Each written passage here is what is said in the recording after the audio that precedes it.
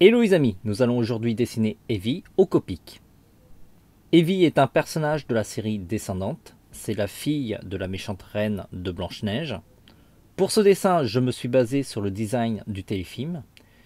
J'ai découvert récemment qu'il y avait aussi une série animée de Descendante. Le design est très beau. Je vous invite à vous intéresser à ce dessin animé. C'est un format court qui est assez rapide à regarder. Et en plus, c'est drôle. Vous pouvez le découvrir sur la chaîne YouTube de Disney France ou encore le regarder sur Disney Channel tous les samedis à 9h25.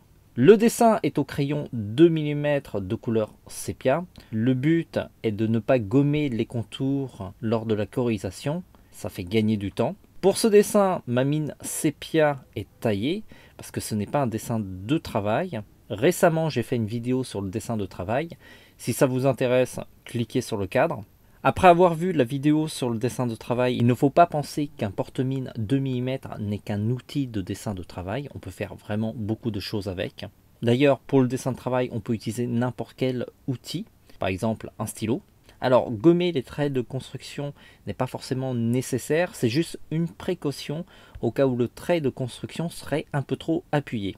J'enchaîne ensuite par la colorisation, car je suis sur du papier layout. Si je voulais faire les contours avant, il aurait fallu que je change de papier. Je vous conseille par exemple le papier D-Later, c'est un papier japonais de très grande qualité. Ça permet de faire les contours avant la colorisation. C'est en général beaucoup plus facile pour les débutants. Comme je peux faire les deux, ça ne me dérange pas.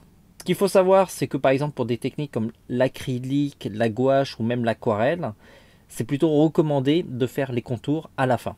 Et donc il vaut mieux quand même savoir faire les contours en finale. La colorisation se fait avec des Copic Xiao. C'est la gamme la moins chère de ce fabricant. Ce sont des feutres professionnels très réputés. On peut dire même que c'est une référence. Ce feutre a deux pointes, une pointe grosse biseautée et une pointe pinceau. C'est la pointe qu'on utilise en général. L'autre pointe est en général anecdotique.